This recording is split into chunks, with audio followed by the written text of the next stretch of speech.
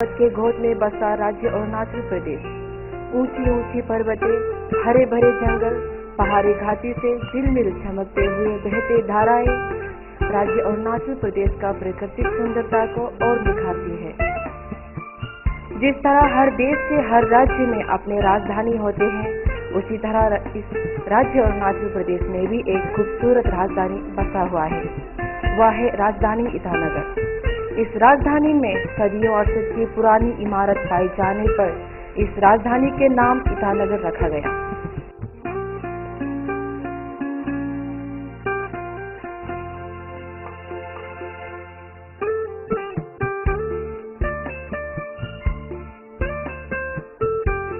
पिछले कई सालों में राजधानी ईटानगर में आबादी कम थे, इसलिए नए लोगों के लिए स्थानांतरण करने के लिए मुश्किल नहीं थे।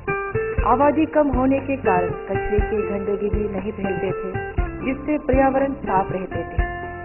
पर्यावरण साफ रहने पर लोगों में बीमार ज्यादा नहीं पड़ते थे।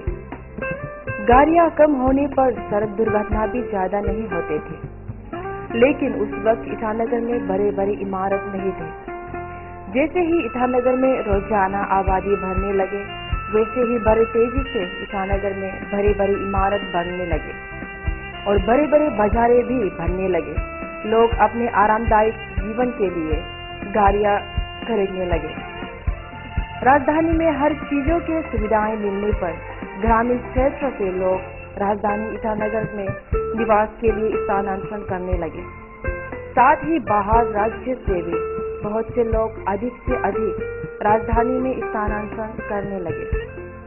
इसलिए राजधानी ईटानगर में दिन ब दिन रोजाना आबादी बढ़ने लगे। बढ़ती जनसंख्या के कारण राजधानी क्षेत्र छोटी पड़ गई है और नए लोगों के लिए राजधानी ईटानगर में स्थानांतरण करने के लिए नामुमकिन हो गए हैं। और रोजाना तेजी से जनसंख्या बढ़ने के कारण बेरोजगारी बहुत बढ़ गई है।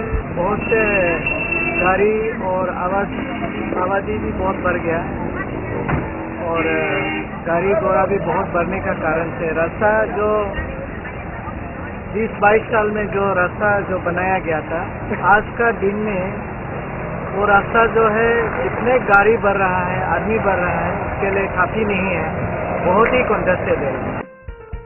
राजधानी वही अच्छी होती है जहाँ पर किसी को हर तरह की सुविधा उपलब्ध होती है, पर हमारी राजधानी ईटानगर में चीजें तो अच्छी मिलती है, पर उनकी खरीदारी करने में विभिन्न प्रकार की मुश्किलें आती है। जैसे आप देख रहे हैं कि कुछ लोग सड़क के किनारे सामान लेकर बेचने को बेच जाते हैं। वे तो इससे अपनी रोजी रोटी कमाते हैं, पर वे लोग यह नहीं सोचते हैं कि इससे आने जाने वालों को कितनी तकलीफ पहुंचती है और साथ ही लोगों को ट्रैफिक की समस्या का सामना भी करना पड़ता है। आज की पीढ़ी में रोजाना राजधानी में आबादी बढ़ने के साथ ही रोजाना गाड़ियां भी बढ़ रहे हैं। राजधानी की गाड़ियां इतनी बढ़ चुकी हैं कि ईटानगर के NH-52 सड़क भी छोटी पड़ गई है और साथ ही राजधानी के सड़कों पर अनधिकारी बाजार बनने के कारण गाड़ियां पार्क का स्थान नहीं बन पा रहे हैं एवं राजधानी की जनसंख्या बढ़ने के कारण राजधानी की हर क्षेत्र के सड़कों पर बाधाएं आ रहे हैं और लोग सड़कों को उचित प्रयोग में नहीं ला रहे हैं। राजधानी क्षेत्र में रोजाना हर वक्त सड़कों में गाड़ियों के भीड़ होने पर लोगों के लिए सड़कों में पैदल गुजरने के लिए भी मुश्किल हो गए हैं। लोगों को एक ओर से दूसरी ओर जाने के लिए भी मुश्किलों का सामना करना पड़ता है। ईटानगर ब्यूटिफिकेशन का अंदर में हमारा ये चौराहे से काम हम लोग किया है, पार्किंग एरिया डेवलप किया है। तो ये जो जगह है बहुत ही कंजस्टेड था, यहाँ में बहुत एक्सीडेंट होता था। ब्यूटिफिकेशन के अंदर के मदद से तालुपोतुम ने गाड़ियाँ पार्किंग की समस्या को हल करने के लिए अपनी ओर से जी जान लगाकर कोशिश कर रहे हैं। यहाँ तक कि यह भी सिखाया जा रहा है कि किस तरह हमें अपनी गाड़ियों को पार्क करना चाहिए ताकि दूसरों को इससे तकलीफ न पहुँचे। पर लोग हैं कि ना ही समझने और सुनने को तैयार है, बस वे तो अपनी मर्जी के मालिक है। हमने आपको पार्क कैसे करना सिखाया था? सिखाया था कि नहीं? सिखाया था। तो हम जैसे बोला ऐसे तो नहीं किया, अभी अपना मर्जी से रख दिया। यहाँ तक कि यह भी सिखाया जा रहा है कि किस तरह हमें अपनी गाड़ियों को पार्क करना चाहिए ताकि दूसरों को इससे तकलीफ ना पहुंचे। पर लोग हैं कि ना ही समझने और सुनने को तैयार है, बस वे तो अपनी मर्जी के मालिक हैं। यह खुशी की बात है कि आज हमारी राजधानी में दुकानों की गिनती बढ़ती जा रही है, लेकिन साथ ही कचरे भी बहुत बढ़ रहे हैं, जिससे शहर में गंदगी फैल रही है। वर्तमान समय में सबसे ज्यादा मुश्किल है तो गंदगी का। यहाँ चारों ओर गंदगी के ढेर दिखाई देते हैं। लोग किताबें पढ़ते हैं, लेकिन उसे अमल नहीं करते। सभी गंदगी के हानिकारक प्रभाव को जानते हैं, लेकिन उस पर अमल नहीं करते। वे अपने घर की सफाई करते हैं ताकि लक्ष्मी भगवान उनके घर में प्रवेश करें, पर वे सिर्फ अपने घर के बारे में सोचते हैं और गली मोहल्ले को गंदे करने से बाज नहीं आते।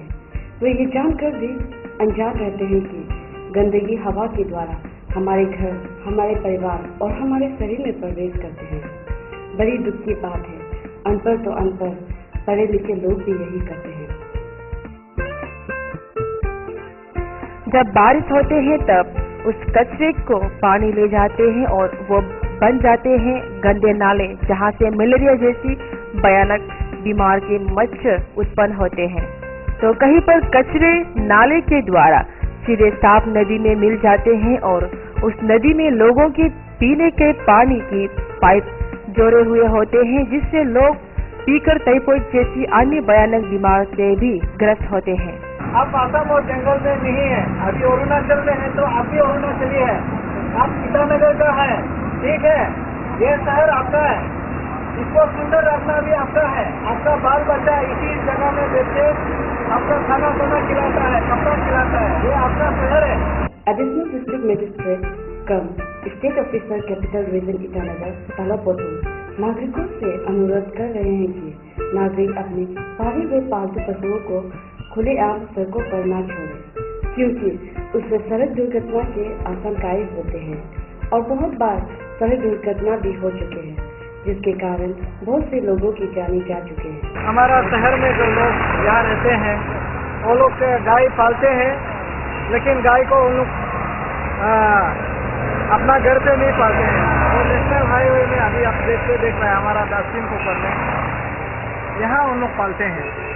साथ ही तालापोटुम नागरिकों से यह भी अनुरोध कर रहे हैं कि वे प्लास्टिक बैगों का इस्तेमाल न करें, क्योंकि प्लास्टिक को जलाए जाने पर प्लास्टिक से निकले हुए धुओं से हानिकारक वायु उत्पन्न होते हैं और इससे पर्यावरण में हानिकारक प्रदूषण फैल जाते हैं, जिससे लोगों के स्वास्थ्य में बुरे असर पड़ते हैं। एक सुंदर घर सभी का सपना होता है, पर यह अनियंत्रित रूप से स्थित है। यहाँ ईटानगर में इस सपनों को साकार करने के लिए लोग दूसरों को परेशान करते हैं। यहाँ लोग सरकारी घरों को इस हद तक बढ़ा देते हैं कि इनके घर सड़कों तक आ जाती है, जिससे वाहन चालक को अनेक परेशानी होती है।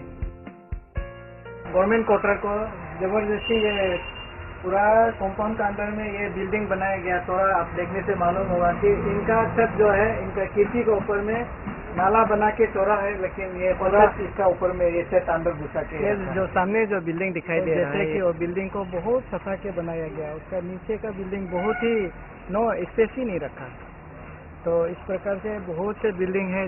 साथ ही तालापोटुम राजधानी के सभी नागरिकों से अनुरोध कर रहे हैं कि अगर नागरिक गाड़ियां संभाल कर चलाएंगे तो राजधानी क्षेत्र में सड़क दुर्घटना भी नहीं होंगे। साथ ही प्लास्टिक बैगों का इस्तेमाल नहीं करेंगे तो पर्यावरण साफ रहेंगे, जिससे हमारा शरीर हमेशा स्वस्थ रहेगा। अपने आसपास साफ रखें, कचरे को कूड़ादान में फेंक दें, अपने नाले को हमेशा खुला रखें ताकि पानी को बहने में आसानी हो। अपने पालतू पशुओं को सड़कों में खुलेआम न छोड़ें। अपने रिश्तेदारों से